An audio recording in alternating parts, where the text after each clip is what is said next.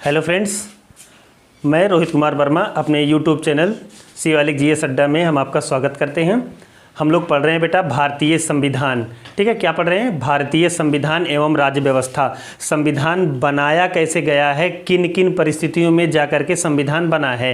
ठीक है ना, यही हम लोग अध्ययन कर रहे हैं। एक बड़ा चैप्टर है और इम्पॉर्टेंट चैप्टर है बेटा। आज का यह वीडियो बहुत ही इंपॉर्टेंट है, इसलिए आइए हम लोग आगे की तरफ बढ़ते हैं। और वीडियो नंबर 8 है। जो लोग इसका ये आज पहली बार देख रहे हैं वीडियो, इससे पहले जाकर के सारे वीडियोज आपको प्लेलिस्ट में मिल जाएंगे, वहाँ से आप क्रमशः एक एक करके देखते हुए चलेंगे, तभी समझ में आएगा। ठीक है, आइए हम लोग पढ़ते हैं भारतीय संविधान का निर्माण। कुछ लोगों को लग रहा होगा सर ये तो पहले वाले वीडियो में पढ़ा चुके हैं। हाँ बेटा पढ़ा चुके हैं, लेकिन वहाँ पर पूरी जानकारी नहीं थी। ठीक है, इसलिए वहाँ हम यहाँ पर फिर से इस बात को रिवीजन करते हुए और पूर्ण रिवीजन करते हुए लेकर चल रहे हैं। भारतीय संविधान का निर्माण बेटा, भारतीय संविधान अब बनने की दिशा में अग्रसर हो रहा था। ठीक है, इसके लिए कॉन्स्टिट्यूशन हॉल अभी आपको नहीं समझ में आएगा। यहाँ पर जो हम डीपी लगाएंगे या जो थंबनेल लगेगा बेटा, उसको देखना। किनारे किनारे ऐसे बाउंड्री बनी हुई है, बीच में एक बहुत बड़ा भवन सा है, वही है कॉन्स्टिट्यूशन हॉल, या उसे कहते हैं संसद का केंद्रीय कक्ष। क्या कहते हैं? संसद का केंद्रीय कक्ष। आप थंबनेल वाला देखेगा इमेज, ठीक है, समझ में आ जाएगा। कॉन्स्टिट्यूशन हॉल, जिसे अब संसद भवन का केंद्रीय कक्ष कहा जाता है, संविधान निर्माण करने के लिए यहीं पर बैठक संपन्न हुई। पहली बैठक, कुल 12 बैठक हुई है बेटा। काम हुआ है 11 में, 12वीं में केवल साइन मुहर हुआ है। कुल 12 बैठकें हुई हैं और पहली बैठक यहीं से शुरू होती है, कॉन्स्टिट्यूशन हॉल, अब जिसे संसद भवन कहा जाता है। चलिए, प्रथम बैठक 9 दिसंबर 1946 को हुई है। प्रथम बैठक 9 दिसंबर 1946 को, जिसमें अस्थायी अध्यक्ष डॉक्टर सच्चिदानंद सिन्हा चुने गए थे। क्यों चुने गए थे? क्योंकि ये बेटा सारे कांग्रेसी नेताओं में यह वरिष्ठतम सदस्य हैं। कैसे हैं? सबसे सीनियर हैं, सबसे बुजुर्ग हैं, सबसे सम्मानित हैं। इसलिए डॉक्टर सच्चिदानंद सिन्हा को अस्थाई का मतलब है परमानेंट नहीं बेटा। ठीक है, परमानेंट नहीं, अस्थाई अध्यक्ष चुना गया। ऐसा क्यों चुना गया? क्योंकि फ्रांस का संविधान बनते समय वहां भी बुजुर्ग को सम्मान दिया गया था। उसी फ्रांस के संविधान के निर्माण के अनुसार ही हमारे संविधान में भी सच्चिदानंद सिन्हा को भी अस्थाई अध्यक्ष बनाया गया। इसी दिन 2 उपाध्यक्ष बनाए गए थे। इसके पहले वाले में हमने एक ही बताया था, क्योंकि वहां पर दोनों बताने की जरूरत नहीं थी, हम इसी का इंतजार कर रहे थे। 2 उपाध्यक्ष हैं बेटा, एक का नाम है HC मुखर्जी, ठीक है, और दूसरे का नाम है VT कृष्णमाचारी। यही VT कृष्णमाचारी अभी प्रारूप समिति में भी आपको मिलेंगे, जिसके अध्यक्ष डॉक्टर अंबेडकर साहब हैं, आधुनिक मनु। ठीक, द्वितीय बैठक 11 दिसंबर 1946 को। इसी दिन बेटा संविधान में भाग लेने वाले सभी नेताओं। अच्छा, एक चीज यहां पर, सॉरी, इसके सामने ना बेटा आप ऐसे रिमार्क करके लिख लेंगे। पहली बैठक कब हुई है? 9 दिसंबर 1946 को। रिमार्क करके लिख लेंगे, इसी संविधान सभा में गांधी एवं जिन्ना ने भाग नहीं लिया था। गांधी और जिन्ना 2 ऐसे नेता हैं, 2 ऐसे बड़े नेता हैं जो संविधान के निर्माण में पार्टिसिपेट या भाग नहीं लेते हैं। ठीक है, कौन? गांधी और जिन्ना। और मुस्लिम लीग भी इस प्रथम बैठक में शामिल नहीं होती है। मुस्लिम लीग भी प्रथम बैठक से बाइकाट कर लेती है, तभी तो आगे जाकर के 15 अगस्त 1947 को एक अलग देश बनता है। आप याद करिए, इसके पहले वाला वीडियो जाकर के देखेंगे तो आपको मिलेगा माउंटबेटन योजना या 3 जून योजना, फिर कांग्रेस तथा मुस्लिम लीग के द्वारा उसके प्रस्ताव को स्वीकार किया जाना, जिसमें भारत तथा पाकिस्तान 2 पृथक देश बनाने की बात माउंटबेटन ने कहा था। बातें तो याद होंगी ना, बस वही वाला है। ठीक, रिमार्क करके जरूर लिख लेना बेटा। दूसरी बैठक 11 दिसंबर 1946 ईस्वी को अस्थाई अध्यक्ष डॉक्टर राजेंद्र प्रसाद को चुना गया। किसको चुना गया? डॉक्टर राजेंद्र प्रसाद बिहार के रहने वाले हैं।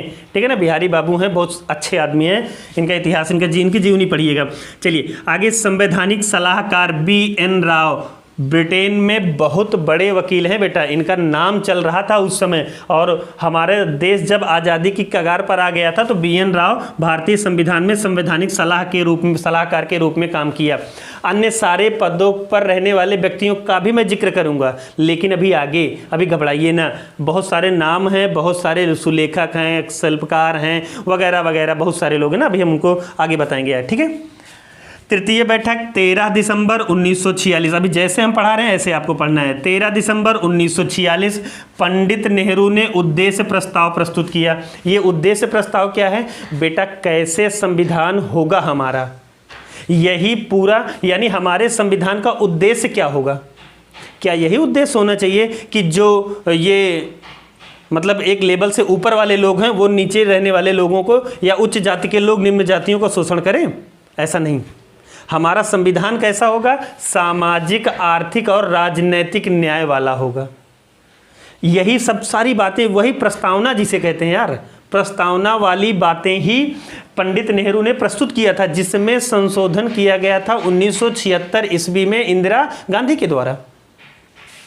इसी उद्देशिका या उद्देश्य प्रस्ताव को पंडित नेहरू ने प्रस्तुत किया था बेटा, कब? 13 दिसंबर 1946। और ये पारित कब हुआ है? 22 जनवरी 1947 को। 22 जनवरी 1947 को यह पारित हो गया। और इसी उद्देशिका में ये कहा गया था जो भारत का संघवार राज्य होगा, इसकी जो मुख्य शक्ति है वो हम भारत की जनता से होगी। अर्थात हम और आप ही मिलकर के राज्य बनाएंगे। राज्य का मतलब मुख्यमंत्री बनाएंगे, मुख्यमंत्री का मतलब बाबा, बाबा का मतलब योगी आदित्यनाथ, ठीक है। और हम ही क्या बनाएंगे? नरेंद्र मोदी बनाएंगे। यानी हम केंद्र सरकार बनाएंगे, हम भारत सरकार बनाएंगे, हम राज्य सरकार बनाएंगे। यानी मोदी और योगी का जो केंद्र बिंदु है वो हम ही लोग हैं। तभी तो वोटिंग करते हैं, नहीं तो पता चलेगा हर बार यही चलेंगे राजसी परिवार में। तो बेटा ये आप याद रखिएगा कि पंडित नेहरू ने उद्देश्य प्रस्ताव प्रस्तुत किया था। चलिए आगे। संविधान सभा द्वारा, फिर इसके आगे क्या किया गया? संविधान सभा द्वारा, अच्छा ये पारित होने के बाद संविधान सभा द्वारा 2 प्रकार की समितियों का गठन किया गया। 2 प्रकार की समितियों का गठन किया गया। चलिए, पहला है प्रक्रिया संबंधी समिति। क्या है बेटा? प्रक्रिया संबंधी समिति। दूसरा है विषय संबंधी समिति। तो पहले वाले में देखेंगे प्रक्रिया समिति, यानी जो प्रक्रिया संबंधी समिति है ये कैसे कैसे बनाया जाएगा संविधान। अरे जैसे आपको यहाँ लखनऊ आना है पढ़ने के लिए या इलाहाबाद पढ़ने के लिए जाना है, तो आप कैसे जाएंगे ये प्रक्रिया समिति संबंधी समिति डिसाइड करेगी। और क्या जा करके वहाँ पढ़ेंगे, क्या जा करके वहां पढ़ेंगे, ये कौन डिसाइड करेगा? विषय संबंधी समिति। तो प्रक्रिया संबंधी समिति में कई समितियां हैं, बहुत इंपॉर्टेंट नहीं है बेटा, लेकिन फिर भी जब हम पढ़ा रहे हैं तो पूरा सिलेबस कवर कराएंगे, ठीक है। प्रक्रिया नियम समिति हो गई, दूसरा है अधिकार समिति, तीसरा है सभा समिति, और चौथा है हिंदी उर्दू अनुवाद समिति। ये जो संविधान बन रहा था ना उसका ट्रांसलेशन भी चल रहा था उस समय, साथ साथ में ट्रांसलेशन भी चल रहा था। तो हिंदी उर्दू अनुवाद समिति ये भी एक समिति थी। और दूसरी समिति है विषय संबंधी समिति, संविधान निर्माण के लिए। यह प्रक्रिया के निर्माण हेतु समिति है, और यह विषय संबंधी समिति ये संविधान के निर्माण के लिए है। किसके लिए है? संविधान के निर्माण के लिए है, जिसके तहत हम लोग आगे देखने चल रहे हैं कि विभिन्न प्रकार की समितियों का गठन किया गया है, ठीक है। इन समितियों के नाम तथा इनके अध्यक्ष, ठीक है। हम देखेंगे पहली समिति बेटा प्रारूप समिति। प्रारूप समिति के अध्यक्ष कौन है? डॉक्टर अंबेडकर। अंबेडकर जी को लेकर के कुल इस समिति में 7 लोग थे, जिसके अध्यक्ष अंबेडकर साहब थे, ठीक। प्रारूप समिति बेटा बहुत इंपॉर्टेंट है, खूब पूछा जाता है प्रारूप समिति। अगला है संघ संविधान समिति, पंडित नेहरू हैं। कौन है? संघ संविधान समिति, यानी जो केंद्र की सरकार होगी उस पर सुझाव देने के लिए पंडित नेहरू ने सुझाव दिया था, के लिए जो समिति गठित की गई थी वो पंडित नेहरू की अध्यक्षता में थी। संघ शक्ति, संघ संविधान समिति, संघ शक्ति समिति, राज्य समिति, ये तीनों के पंडित नेहरू हैं। याद रखना बेटा ये इंपॉर्टेंट नहीं है, इंपॉर्टेंट ये और ये है, इंपॉर्टेंट ये दोनों है। संघ शब्द आगे आएगा तो पंडित नेहरू लगाना है। समिति में अगर संघ शब्द आएगा तो पंडित नेहरू लगाना है, अगर प्रांत शब्द आएगा तो पटेल लगाना है। प्रांत शब्द आएगा तो पटेल लगाना है। प्रांतीय संविधान समिति यानी राज्य सरकार का क्या स्ट्रक्चर होगा ये बताने के लिए पटेल को अध्यक्ष बनाया गया था। मूल अधिकार ठीक है ना, वही जो भाग 3 में है, अनुच्छेद 12 से लेकर 35 तक में है। मूल अधिकार से संबंधित समिति के अध्यक्ष पटेल। अल्पसंख्यक समिति के अध्यक्ष कौन है, ये भी पटेल हैं। बेटा जो पटेल की समिति है मूल अधिकार और अल्पसंख्यक समिति, इनसे संबंधित 5 उप समितियों का भी गठन किया गया था। 5 उप समितियों का भी गठन किया गया था, जिसमें पहली है अल्पसंख्यक उप समिति। ये बेटा एक्चुअली में ये होना चाहिए था यहाँ पर उप अल्पसंख्यक उप समिति, जिसके अध्यक्ष कौन है, HC मुखर्जी। ये उप समिति है जो किसके अंडर में काम करेंगे, पटेल जी के। जैसे उदाहरण के लिए अगर मान लीजिए हम यहाँ इस समिति के अध्यक्ष हैं तो हमने आपको नियुक्त कर दिया कि भैया एक काम करो, इसको बना करके हमको ड्राफ्ट दे दो, कैसे कैसे मूल अधिकार का स्ट्रक्चर होगा। नाम जो जाएगा वो तो हमारा जाएगा, लेकिन वास्तव में आप काम किसने किया, आपने किया। ठीक, यही है HC मुखर्जी, इसलिए उप समिति है। बेटा नियम समिति, संचालन समिति, झंडा समिति के अध्यक्ष डॉक्टर राजेंद्र प्रसाद हैं। नियम कैसे संविधान सभा चलेगी, ठीक है, और उसका संचालन इन सब की अध्यक्षता कौन करता था, डॉक्टर राजेंद्र प्रसाद। बेटा याद रखना, संविधान सभा स्वतंत्र, रिमार्क या नोट करके लिखें, संविधान सभा स्वतंत्र भारत की प्रथम संसद है। रिमार्क या नोट करके, संविधान सभा स्वतंत्र भारत की प्रथम संसद है तथा जब संविधान सभा के रूप में नेता बैठते थे तब उसकी अध्यक्षता डॉक्टर राजेंद्र प्रसाद करते थे। लेकिन जब आम डिस्कशन के लिए, आम मतलब विचार विमर्श के लिए बैठती थी तब उसके अध्यक्ष हुआ करते थे एक मिनट देखना पड़ेगा, उनका नाम थोड़ा सा भूल रहे हैं हम, नाम कठिन है जी। हाँ, GV मावलंकर, गणेश वासुदेव मावलंकर हुआ करते थे। ठीक, अगले हैं बेटा, इसी में राष्ट्रीय ध्वज संबंधी किसी भी झंडा समिति के अध्यक्ष कृपलानी नहीं है। किसी भी झंडा समिति के अध्यक्ष JB कृपलानी नहीं है। कई कई किताबों में मिलता है, वो गलत है। ठीक, राष्ट्रीय ध्वज संबंधी तदर्थ समिति के भी अध्यक्ष हैं, यानी झंडा समिति और ध्वज संबंधी तदर्थ एडॉक पर समिति, इसके भी अध्यक्ष डॉक्टर राजेंद्र प्रसाद। रियासत समिति, देसी रियासत समिति के अध्यक्ष डॉक्टर राजेंद्र प्रसाद हैं। बेटा देसी रियासत या रियासत मंत्रालय पटेल के अंडर में था, लेकिन रियासत समिति किसके अंडर में थी, डॉक्टर राजेंद्र प्रसाद के। ठीक है, कंफ्यूजन तो नहीं होना नहीं चाहिए, क्योंकि ये देसी रियासत मतलब जैसे उदाहरण के लिए हम आपको समझा दें, इसमें मंत्री, मान लीजिए हम मंत्री हैं और आप क्या हैं, आप राजेंद्र प्रसाद हैं, ठीक है ना, हम पटेल हैं, आप राजेंद्र प्रसाद हैं, आप और तीसरा कोई राजा है, भारतीय राजा है, ठीक है ना। आप जाएंगे उनसे बातचीत करने के लिए कि भैया कैसे हल किया जाए। आप लोग अगर बैठ करके कर लेंगे तब तो हम नहीं आएंगे। अगर साहब से नहीं हुआ या साहब ने जो सुझाव दिया उसको भैया मानने से इनकार कर देंगे, तब साहब जाते थे पटेल जी, और पटेल जी फिर वो निकाल करके ना चाकू और दूसरे हाथ में लड्डू लिए रहते थे कि भैया इसको खाओगे कि इसको खाओगे। इसको खाने वाले को प्रेम से समझा करके खिला देते थे तो विलय पत्र पर सिग्नेचर कर देते थे। महारानी ने जो विलय पत्र भेजा था 1947 में, उस पर सिग्नेचर कर देते थे, भारत में मिल जाते थे। इस पर बेटा मैं एक स्पेशल वीडियो बनाऊंगा, लेकिन अभी नहीं, थोड़ा सा पॉलिटी आप लोग पढ़ लें, फिर कभी बीच में चर्चा का विषय जब बनाएंगे ना, रियासतों का विलय कैसे कैसे हुआ है उसमें हम डिटेल करेंगे। ठीक है, देसी रियासत से बातचीत करने के लिए डॉक्टर राजेंद्र प्रसाद, लेकिन मंत्रालय किसके अधीन था, चाहो तो रिमार्क करके लिख लो, मंत्रालय किसके अधीन है, पटेल के। अगला बेटा कार्य संचालन समिति KM मुंशी, ठीक है, कार्य और सर्वोच्च न्यायालय समिति तथा नागरिकता तदर्थ समिति S वारदाचार्यार हैं, और पूर्वोत्तर सीमांत जनजातीय समिति गोपीनाथ बारदोलाई। आवास समिति तथा सदन समिति, आवास समिति तथा सदन समिति पट्टाभी सीतारमैया। कौन है, पट्टाभी सीतारमैया। अपवर्जित क्षेत्र समिति AV ठक्कर, यानी जो अपवर्जित का मतलब होता है बेटा, जैसे कुछ क्षेत्र ना वहाँ पर जाने से मना है। अभी आपने ध्यान दिया रहा होगा तो अंडमान निकोबार सेंटिनल द्वीप वगैरह पर एक अमेरिकी आए थे धन परिवर्तन कराने के लिए, जबकि हमारी सरकार ने उस द्वीप पर जाने से मना किया है कि भैया वहाँ मत जाइएगा, नहीं तो वहाँ पर जो हमारी सैंपन जनजाति है शैम्पू बना करके बाल में लगा लेगी। लेकिन माने नहीं, मारे गए, बाद में बवाल हुआ, मामला ठंडा हो गया।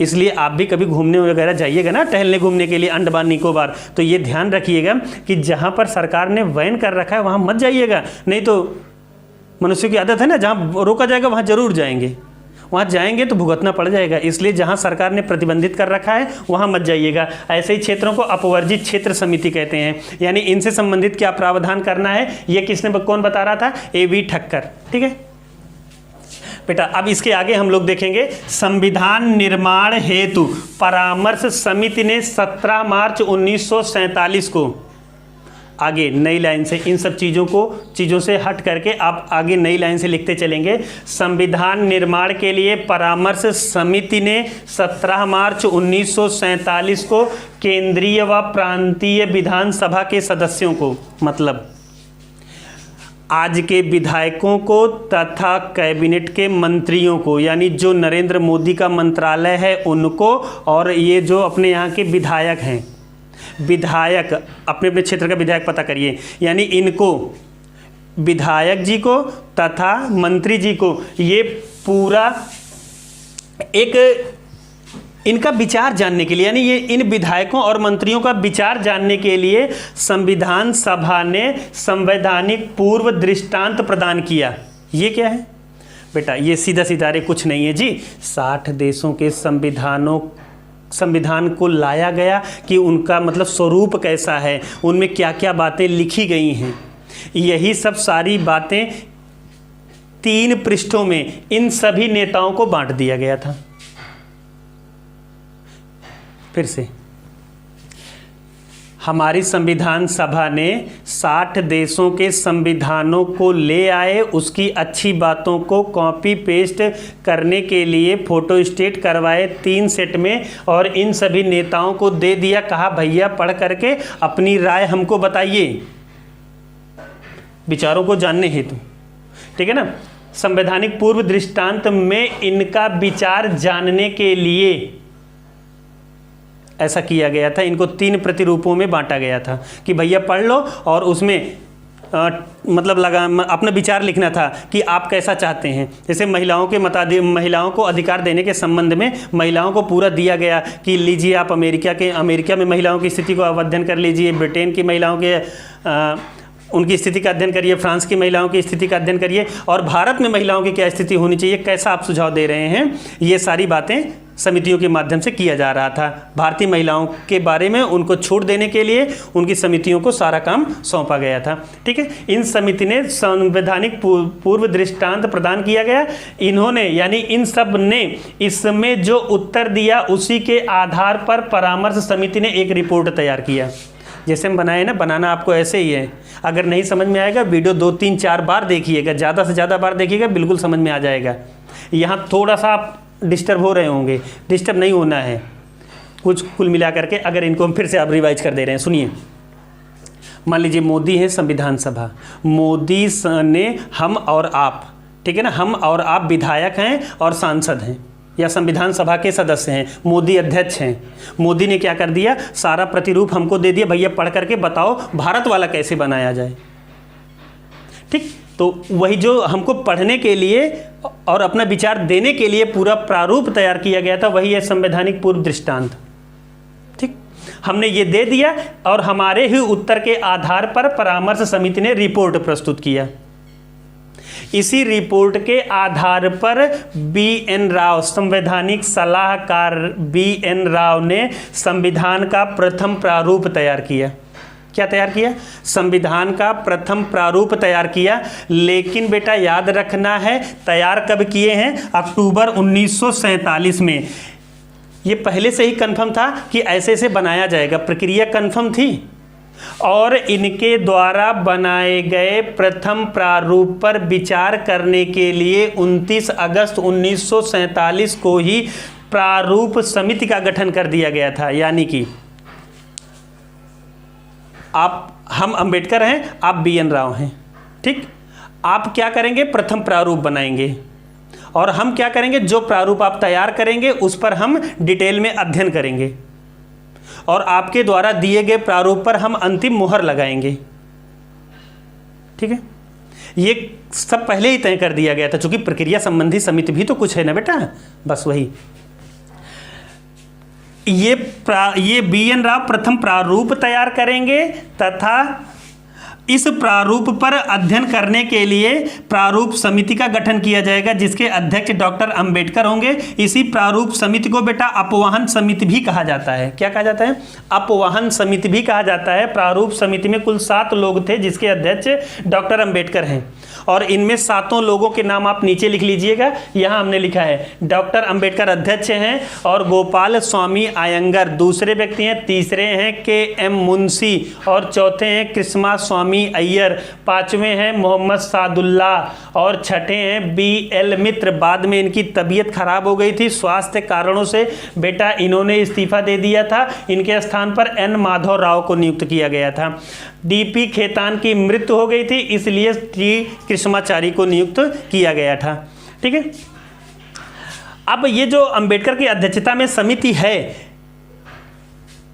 ये गठित कर दी गई है। अब इनका वर्क हम आगे बता रहे हैं। अक्टूबर 1947 में BN राव ने संविधान का प्रथम प्रारूप तैयार किया।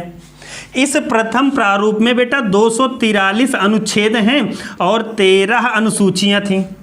243 अनुच्छेद तथा 13 अनुसूचियों वाले प्रथम प्रारूप को सौंप दिया गया किसे, अंबेडकर जी को। अब अंबेडकर भी संविधान के या विधि विशेषज्ञ थे, इसलिए अंबेडकर महोदय ने प्रारूप समिति, उद्देश्य प्रारूप पर विचार करने के लिए प्रारूप समिति का गठन किया गया है। विचार मतलब वही डिस्कशन करने के लिए। जब इनकी पूरी ये वाली प्रथम प्रारूप बेटा ये वाला पूरा दस्तावेज इनके पास आ गया, इनसे कहा गया भैया अक्टूबर में आया है, भैया आपके पास 8 महीने का टाइम दिया जा रहा है। अंबेडकर से कहा गया कि प्रथम प्रारूप पर विचार करने के लिए आपको 8 महीने का टाइम दिया जा रहा है, 8 महीने में इसे करके देना है। अंबेडकर विधि विशेषज्ञ थे, आधुनिक मनु थे बेटा। इन्होंने प्रथम प्रारूप को 6 माह से कम समय में 5 महीने कुछ दिन में ही कंप्लीट करके दे दिया था और इस प्रथम प्रारूप पर पूरा विचार विमर्श उन्होंने 141 बैठकें कर करके महोदय ने सौंपा था। कुल कितनी प्रथम प्रारूप पर विचार विमर्श करने के लिए अंबेडकर ने प्रारूप समिति की कितनी बैठकें बुलाई हैं बेटा, 141 बैठकें बुलाई हैं। और ये पूरा अक्टूबर के बाद फरवरी 1948 में संविधान सभा के 21 फरवरी 1948 को संविधान सभा के समक्ष इन्होंने डॉक्टर अंबेडकर ने परिवर्तित प्रारूप प्रस्तुत किया बेटा। फिर से मूल प्रारूप या प्रथम प्रारूप BN राव ने प्रस्तुत किया, जिस पर अध्ययन किसने किया, अंबेडकर ने परिवर्तित प्रारूप कब प्रस्तुत किया, 21 फरवरी 1948 को संविधान सभा के समक्ष प्रस्तुत किया, जिसमें 315 अनुच्छेद तथा 8 अनुसूचियां थीं। फिर लोगों से संविधान सभा में लोगों से सलाह मांगा गया, तो लोगों ने समर्थन में, विरोध में, सुझाव हेतु, परिवर्तन हेतु काफी अपना अपना विचार दिया। ठीक है, डॉक्टर अंबेडकर को विचार दिया। अंबेडकर ने फिर उन सारे विचारों को, सुझावों को लेकर के पुनः परिवर्तन करके 26 अक्टूबर 1948 को संविधान सभा के समक्ष प्रारूप प्रस्तुत किया। मतलब एक बार फिर बेटा ये प्रथम प्रारूप या मूल प्रारूप है, इसको इन्होंने परिवर्तित किया, फिर पेश किया, फिर सुझाव आया, फिर पेश किया और फिर यहाँ प्रस्तुत किया गया 26 अक्टूबर को। और अब जब अंबेडकर अपना पूरा वास्तविक मखौटा रखेंगे, बना करके प्रस्तुत करेंगे, तो उसी पर 3 वाचन होगा। 3 वाचन हुआ, 3 बार विचार विमर्श हुआ डिटेल में, पक्ष विपक्ष में, बाकी सारे। अब मतलब संविधान सभा के सभी लोग इसमें पार्टिसिपेट करेंगे। ठीक है, सब लोग अपना अपना सुझाव देंगे, कितना क्या हुआ हम आगे डिटेल में बताएंगे। 3 वाचन हुआ बेटा, प्रथम वाचन, द्वितीय वाचन, तृतीय वाचन, कल हम आपको इसको पढ़ाएंगे। ठीक है, बस आज वाले वीडियो में बस इतना ही रहेगा बेटा। अच्छा, आप लोग एक काम किया करो, सब्सक्राइब जरूर कर दिया करो। अगर सब्सक्राइब नहीं समझ में आता है ना, तो बगल में सब्सक्राइब लिखा होगा, जहां हमारे चैनल का नाम है बगल सब्सक्राइब लिखा है, बेल आइकन जरूर दबा दिया करो बेटा। जैसे हम आपको जब अपलोड करेंगे तो सूचना मिल जाएगी। ठीक है ना, और जरूरी नहीं कि हमारे पक्ष में ही लिखिए, ऐसा नहीं है। हमारी जो कमियां होंगी बेटा बताते रहिएगा, कोई भी व्यक्ति पूर्ण नहीं होता है। हम भी प्रयास कर रहे हैं, कोशिश कर रहे हैं आप लोगों को देने का, इसलिए आप लोग जो सुझाव आपको अच्छा लगे, ठीक है ना, वो जरूर दे दिया करो। ठीक, बस आज के लिए इसमें इतना ही रहेगा बेटा। Thank you.